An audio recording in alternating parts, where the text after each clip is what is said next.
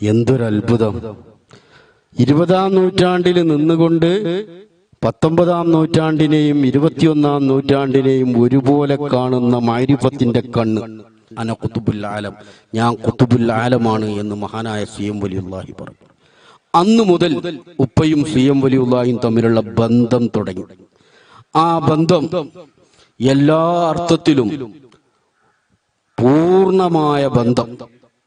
ഒരു ശൈഖും മുരീദും ഉണ്ടാവേണ്ട, ഒരു ഖാദിം ഉണ്ടാവേണ്ട താഴ്മയോട് കൂടിയിട്ടുള്ള ബന്ധം ഇപ്പൊ തുടർന്നു. എല്ലാ വിഷയത്തിലും മഹാനായ ഖുതുബുൽ ആലം സിഎം വലിയുള്ളാഹിയുമായിട്ട് ബന്ധപ്പെട്ട് ജീവിച്ചു. അവസാനം ഉപ്പന്റെ മരണത്തിന്റെ മുമ്പ് അല്ലാ എന്ന് പറയുന്നതിന്റെ ഇടയിൽ സിഎം സിഎം സിഎം എന്ന് 3 തവണ പറഞ്ഞു. പിന്നീട് അതിന്റെ ഇടയിൽ അല്ലാ എന്നൊരു വാചകല്ലാതെ പറഞ്ഞിട്ടില്ല.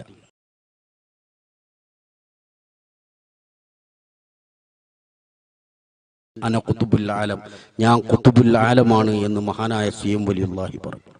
അന്നു മുതൽ ഉപ്പയും സിഎം വലിയുള്ളാഹിയും തമ്മിലുള്ള ബന്ധം തുടങ്ങി. ആ ബന്ധം എല്ലാ അർത്ഥത്തിലും പൂർണ്ണമായ ബന്ധം. ഒരു ശൈഖും മുരീദും ഉണ്ടാവേണ്ട, ഒരു ഖാദിം ഉണ്ടാവേണ്ട താഴ്മയോട് കൂടിയിട്ടുള്ള ബന്ധം ഇപ്പൊ തുടർന്നു. എല്ലാ വിഷയത്തിലും മഹാനായ ഖുതുബുൽ ആലം സിഎം വലിയുള്ളാഹിയുമായിട്ട് ബന്ധപ്പെട്ട് ജീവിച്ചു. അവസാനം ഉപ്പന്റെ മരണത്തിന്റെ മുമ്പ് അല്ലാ എന്ന് പറയുന്നതിന്റെ ഇടയിൽ സിഎം സിഎം സിഎം എന്ന് 3 തവണ പറഞ്ഞു. പിന്നീട് അതിന്റെ ഇടയിൽ അല്ലാ എന്നൊരു വാചകല്ലാതെ പറഞ്ഞിട്ടില്ല. നമ്മളൊക്കെ ഒരു ശൈഖിനെ, ഒരാളെ പിടിക്കുമ്പോൾ നമ്മൾ ഉദ്ദേശിക്കുന്ന എൻ്റെ മരണസമയത്ത് എനിക്ക് അള്ളാനെ ഓർമ്മിപ്പിക്കാൻ ഒരാൾ വേണം എന്ന നിലക്കാണോ നമ്മൾ മഹാനായ ഖുതുബുൽ ആലമിനെ പിടിച്ചിട്ടുള്ളത് എങ്കിൽ അത് പൂർണ്ണമായും 100 വട്ടം ശരിയായിരുന്നു എന്നത് ഉപ്പന്റെ ജീവിതത്തിൽ നിന്ന് നമ്മൾ കണ്ടതാണ്. ഉപ്പാക്ക് എല്ലാ സൗകര്യങ്ങളും ഉണ്ടായിരുന്നെങ്കിലും സിഎം വലിയുള്ളാഹിയുടെ ഖാദിമ്, അവിടുത്തെ മുരീദ് എന്ന് പറയുന്നതായിരുന്നു ഏറ്റവും ഇഷ്ടമുള്ള കാര്യം. എൻ്റെയൊക്കെ ചെറുപ്പത്തിൽ ഞാൻ ഓർത്തു പോവുക, ഒരിക്കൽ ഒരാള് മെഡിക്കലുമായി ബന്ധപ്പെട്ട് ഒരു പരീക്ഷ എഴുതാൻ പോകുന്നു. അപ്പൊ അദ്ദേഹം പരീക്ഷയുടെ കാര്യങ്ങളും മറ്റൊക്കെ പറയുന്നു. ഉപ്പ അങ്ങോട്ട് അതിന്റെ വിഷയങ്ങളൊക്കെ പറഞ്ഞു കൊടുക്കുന്നു. ഉപ്പ അദ്ദേഹത്തിന് ഉപ്പ പഠിച്ച പുസ്തകങ്ങളും മറ്റുള്ള കാര്യങ്ങളൊക്കെ കാണിച്ചു കൊടുക്കുന്നു. കൂട്ടത്തിൽ ഉപ്പാക്ക് സർക്കാരിൽ നിന്നുള്ള രജിസ്റ്റേർഡ് നമ്പറും അംഗീകൃത നമ്പറും എല്ലാം കാണിച്ചു കൊടുക്കുന്നു. ഈ കാണിച്ചു കൊടുക്കുമ്പോൾ ഈ മനുഷ്യൻ ചോദിക്കുന്നു, അല്ലാ, നിങ്ങൾക്ക് സർക്കാർ ചികിത്സക്കുള്ള രജിസ്ട്രേഷനും നമ്പറും എല്ലാം ഉണ്ടല്ലോ, മരുന്ന് സൂക്ഷിക്കാനും ഉൽപ്പാദിപ്പിക്കാനും ഇതിനൊക്കെ ഉള്ള അംഗീകാരം ഉണ്ടല്ലോ, പിന്നെ എന്താ നിങ്ങളുടെ ലെറ്റർ ഹെഡിൽ ഇതൊന്നും കാണിക്കാത്തത്? ആ സമയത്ത് ഉപ്പ പറഞ്ഞു കൊടുക്കാണ്, എൻ്റെ ഏറ്റവും വലിയ അഡ്രസ്സ് സിഎം വലിയുള്ളാഹിയുടെ മുരീദ് എന്നുള്ളതാണ്. അതാണ് എൻ്റെ അഡ്രസ്സ്, അതാണ് ഏറ്റവും വലിയ അഡ്രസ്സ്. ഈ എൻ്റെ കൈക്കലുള്ള ഈ ഉള്ള സർട്ടിഫിക്കറ്റ് കൊണ്ട് കാണിച്ചു കൊടുത്തിട്ടുണ്ടെങ്കിൽ അത് ബാക്ടീരിയനെയും മറ്റുള്ള വൈറസിനൊക്കെ നശിപ്പിക്കാനേ പറ്റുള്ളൂ. മനുഷ്യനും ജിന്നും എല്ലാം ഒരുപോലെ ഭയപ്പെടുന്ന ഒരു അഡ്രസ്സാണ് സിഎം വലിയുള്ളാഹിയുടെ മുരീദ് എന്ന്. അതാണ് എൻ്റെ അഡ്രസ്സ്. അഥവാ ജീവിതത്തിലുടനീളം സിഎമ്മിന്റെ മുരീദ് എന്ന് പറയാൻ, സിഎം വലിയുള്ളാഹിയുടെ ഖാദിമ് എന്ന് പറയുന്നത് കേൾക്കാൻ വല്ലാത്തൊരു താല്പര്യവും ഇഷ്ടവുമായിരുന്നു ഉപ്പാക്കുണ്ടായിരുന്നു. അല്ലാഹു റബ്ബുൽ ഇസ്സത്ത് അവിടുത്തെ ഉഖ്റവിയായ ദറജ ഏറ്റി നൽകുമാറാവട്ടെ. മഹാനായ സിഎം വലിയുള്ളാഹിയുടെ മദതും കറാമത്തും കണ്ടവരും കേട്ടവരും അനുഭവിച്ചവരുമാണ് ഇന്ന് നമ്മളെ നാടും പ്രദേശങ്ങളിൽ എല്ലാ മനുഷ്യന്മാരും. എന്തെങ്കിലും ഒരു കറാമത്ത്, എന്തെങ്കിലും ഒരു അനുഭവം മഹാനായ ഖുതുബുൽ ആലമിൽ നിന്ന് കേൾക്കാത്തവരോ അനുഭവിക്കാത്തവരോ ഒരാളും ഉണ്ടാവില്ല. ആ രൂപത്തിലാണ് മഹാനായ സിഎം വലിയുള്ളാഹി അവിടെ സിയാറത്ത് ചെയ്യുന്നവരെ, അവരുടെ പേരിൽ ഫാത്തിഹ ഓതുന്നവരെ, യാസീൻ ഓതുന്നവരെ പരിഗണിച്ചിട്ടുള്ളത്. ഞാൻ ഓർത്തുപോകുക, ഉപ്പ വഫാത്തായി കഴിഞ്ഞ് തൊട്ടടുത്ത ശവ്വാലിൽ ഉള്ള ഉറൂസിന്റെ നേരെ ഏതാനും ദിവസങ്ങൾക്ക് മുമ്പ് കുറച്ച് പ്രായമുള്ള ഒരു ഉമ്മ വന്ന് ഇത് മഹാനായ സിയം വലിയുള്ളാഹിയുടെ ഉറൂസിലേക്കുള്ള സ്വതക്കയാണ് എന്ന് പറഞ്ഞൊരു സംഖ്യ എന്നെ ഏൽപ്പിച്ചു. ഞാൻ ആ സംഖ്യ വാങ്ങി ബന്ധപ്പെട്ടവർക്ക് കൊടുത്തു. അതങ്ങനെ വിട്ടുകഴിഞ്ഞു. തൊട്ടടുത്ത 2ാമത്തെ വർഷവും ഇതേ ഉമ്മ വരികയാണ്, സ്ത്രീ വരികയാണ്, സിയം വലിയുള്ളാന്റെ ഉറൂസിലേക്കുള്ളതാണ് എന്ന് പറഞ്ഞു. അപ്പോൾ ഞാൻ അന്നത്തെ ആദ്യത്തെ തവണ ഞാൻ പ്രത്യേകിച്ച് ഒന്നും ചോദിക്കാതെ വാങ്ങിച്ചു. 2ാമത് വീണ്ടും എൻ്റെ കയ്യിൽ കൊണ്ടുവന്ന് തന്നപ്പോൾ ഞാൻ ചോദിച്ചു, ഇതെന്താണ് എൻ്റെ അടുത്ത് കൊടുന്നു തരുന്നത്? ഇത് കഴിഞ്ഞ പ്രാവശ്യം നിങ്ങൾ കൊടുന്നിരുന്നല്ലോ. ആ സമയത്ത് ആ ഉമ്മ പറയുന്നത്,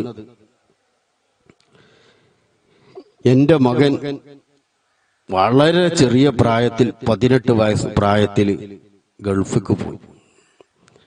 അവിടുന്ന് വരുന്ന ആളുകളൊക്കെ പറഞ്ഞു, മോൻക്ക് നല്ല ജോലിയാണ്, സുഖാണ്. പക്ഷെ മകൻ കത്തെഴുതുന്നത് ഞാൻ നാട്ടിലേക്ക് പോരുകയാണ് എന്ന്. എൻ്റെ വീട് പണിയേണ്ടതുണ്ട്, അവൻ്റെ സഹോദരിമാരെ വിവാഹം നടത്തി കൊടുക്കേണ്ടതുണ്ട്, അവന് ജോലിയും എല്ലാം ഒഴിവാക്കി പോന്നാൽ വല്ലാത്ത വിഷമാണ്. 18 വയസ്സുള്ള മകനാണ്. പക്ഷെ എൻ്റെ മകനെ എങ്ങനെങ്കിലും അവിടെ നിന്ന് കിട്ടണം. അങ്ങനെ ആരൊക്കെയോ പറഞ്ഞു തന്നു കേട്ടു, ഇങ്ങനെ സിയം വലിയുള്ളാഹി എന്നൊരാളുണ്ട്, അവിടെ പോയി പറഞ്ഞാൽ നിങ്ങളെ വിഷയത്തിനൊരു പരിഹാരം ഉണ്ടാകുമെന്ന്. അങ്ങനെ ഞാൻ അന്വേഷിച്ച് പിടിച്ച് മഹാനായ സിയം വലിയുള്ളാഹിയുടെ അടുക്കലെത്തി. ഞാൻ അവിടെ ചെന്ന് എൻ്റെ മകൻ ഗൾഫിൽ എന്നു പറഞ്ഞ പാട് എന്നോട് പറഞ്ഞു, പേടിക്കേണ്ടതില്ല, മകൻ ഉടനെ വരും എന്ന്. ഈ ഉമ്മ പോയിട്ടുള്ളത് എൻ്റെ മകന് അവിടെ തന്നെ നിൽക്കണം, അവൻ പോന്നാൽ എൻ്റെ വീട് പണി നടക്കില്ല, എൻ്റെ പെൺമക്കളെ, അവൻ്റെ സഹോദരിമാരെ വിവാഹം നടത്തേണ്ടതുണ്ട്, കടബാധ്യതകളുണ്ട്, അതുകൊണ്ട് എൻ്റെ മകൻ അവിടെ നിൽക്കണം എന്ന് പറയാനാണ് ഖുതുബുൽ ആലമിന്റെ അടുക്കലേക്ക് അന്വേഷിച്ചു പിടിച്ചു ആരോ പറഞ്ഞു കൊടുത്ത പ്രകാരമാണ് ആ ഉമ്മ അവിടെ എത്തിയിട്ടുള്ളത്.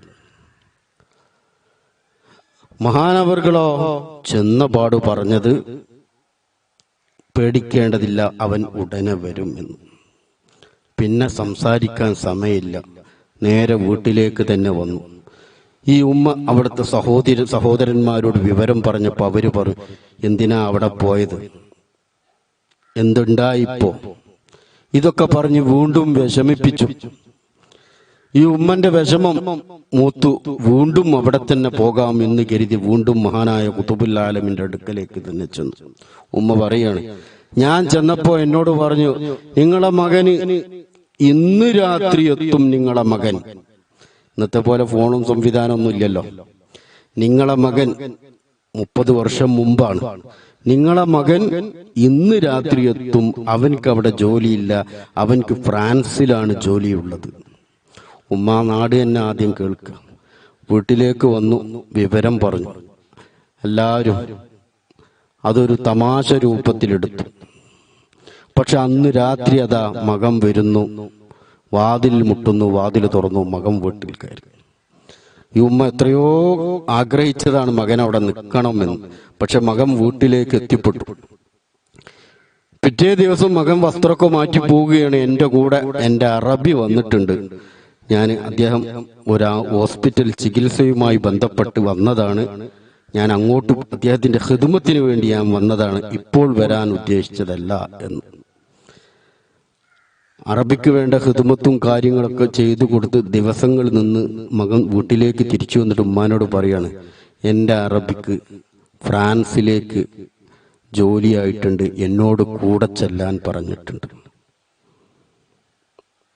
എന്തൊരത്ഭുതം! 20-ാം നൂറ്റാണ്ടിൽ നിന്നുകൊണ്ട് 19-ാം നൂറ്റാണ്ടിനെയും 21-ാം നൂറ്റാണ്ടിനെയും ഒരുപോലെ കാണുന്ന മഅരിഫത്തിന്റെ കണ്ണ്. ഇത്തരം സംഭവങ്ങൾ ഓരോരുത്തർക്കും എണ്ണി എണ്ണി പറയാനുണ്ട്. ആ ഉമ്മ പറയാ,